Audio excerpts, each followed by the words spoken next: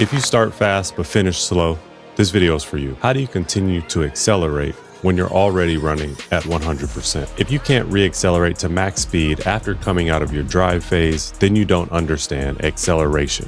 I taught this acceleration reframe to two of my athletes who were able to drop their 100-meter times from 11:0 to 10:5 and 11:1 to 10:8 in one race, simply because they understood how and when to accelerate to max speed. Once you understand this simple framework, it makes everything easier. Conventional advice to achieve max speed is to use correct frontside mechanics or high knee drive.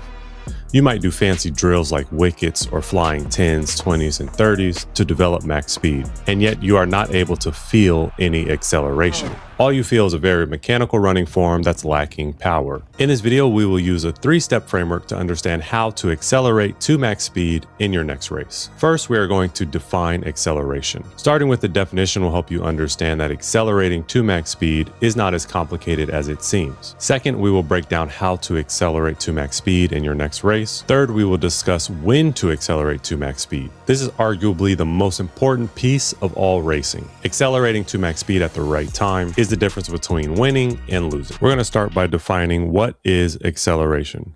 Don't worry about these equations in physics. It's going to be very simple. You don't have to do any math. All you have to understand is that F equals force, M equals mass, A equals, you guessed it, acceleration. Now, when I want to understand what is acceleration, we can just take this equation and rewrite it as so when we want to improve acceleration, we have to increase force and or decrease mass. Now let's just pretend that mass here is a constant, means that it doesn't change. Sure, you can lose weight, but we're not going to get into that. So the only factor that we have to pay attention to is how do we increase force in order to increase acceleration. Now let's think about this a little bit. A jump is more forceful than a run. And what's the major difference between a jump and a run? It's going to be time spent on the ground. So as we reframe acceleration to something that's very simple for us to understand, acceleration essentially equals push. How forceful do you push the track behind you? So what you feel during acceleration or what you don't feel during acceleration is directly related to this chain of events that begins with the push.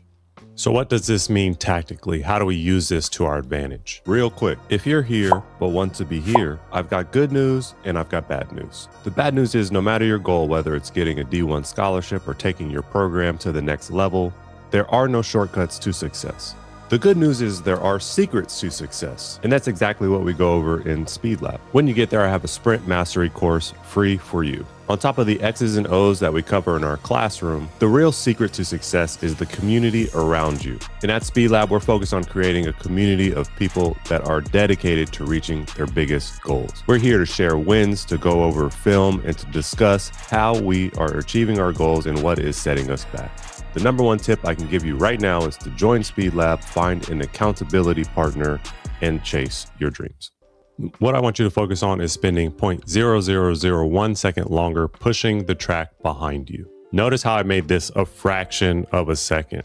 You are still running. You're not bounding. You're not jumping. You are still sprinting, just with a little extra push. So if someone says, why are they running like that? Then you did it wrong. If you feel your body tense up or you feel labored pushing on the ground, you did it wrong. And instead, you should feel yourself grow throughout the acceleration zone. That means I'm 6 feet tall normally, but when I go to stand up and accelerate, I should be more like 6'2".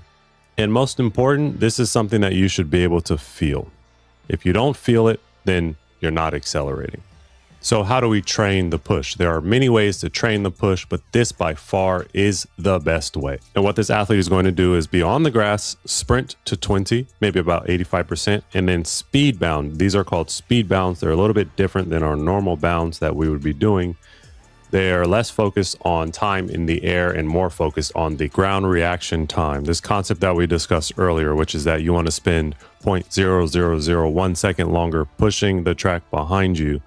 And for this movement, bounds are going to be a longer push by default, But the reason we're doing speed bounds is because we want to train that acceleration portion. And here we have myself showing an example. I had to show my athlete how to do this, so I'm much going for a shorter distance than she is. So some important notes about how we speed bound. The form is going to be very similar to a regular bound, but you still want to maintain that 90-degree angle there. And this leg that's pushing is going to be extended all the way.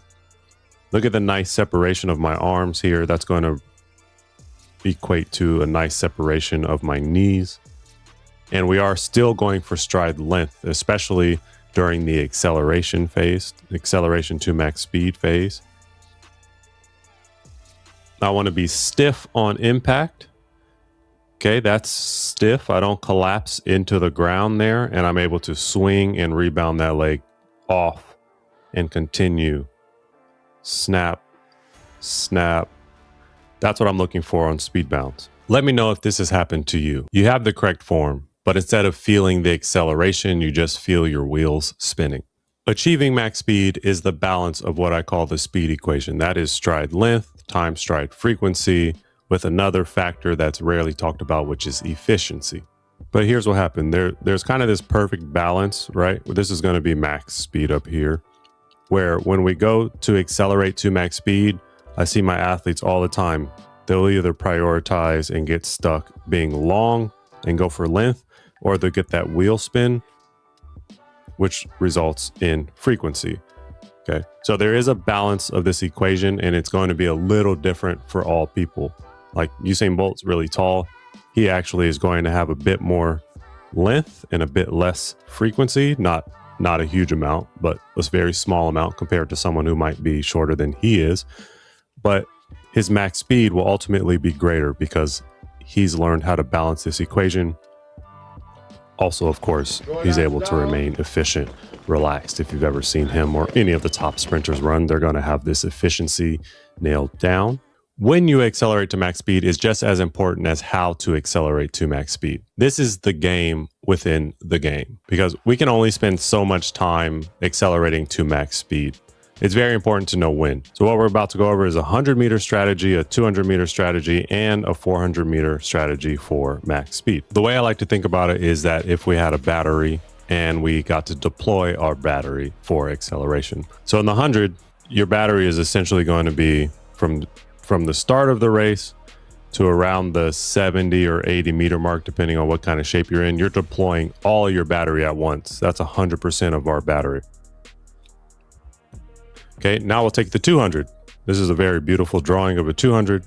The difference for the 200 and the 400 is that our battery, our acceleration battery, will be deployed in phases. So for the 200, you want a very patient battery. You want to be patient in your drive as you come around the top of the turn here. So really extend that drive phase out.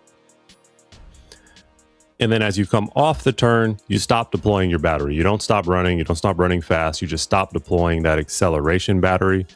And what you actually want to do here is breathe in.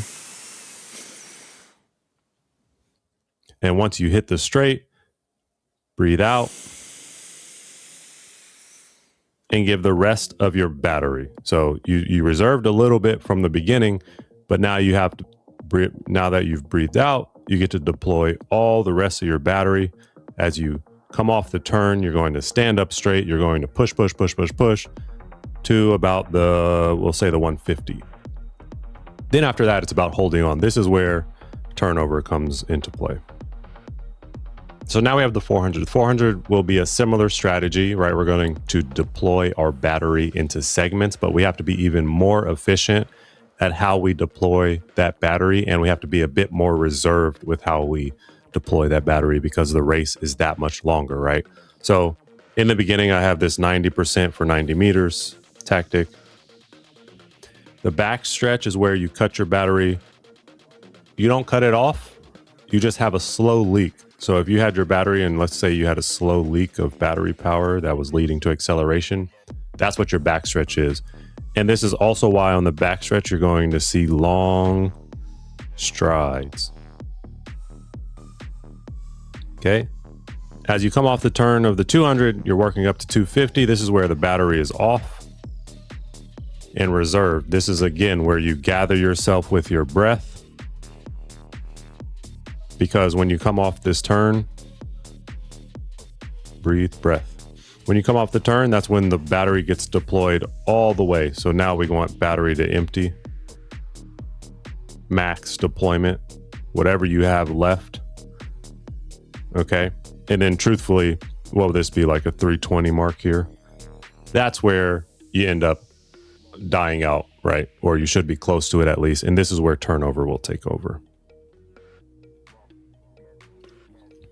And that's how you deploy your battery efficiently in all of these races. 100, everything all at once. 200, a little bit of reserve here on this portion before you turn it back on and deplete your battery.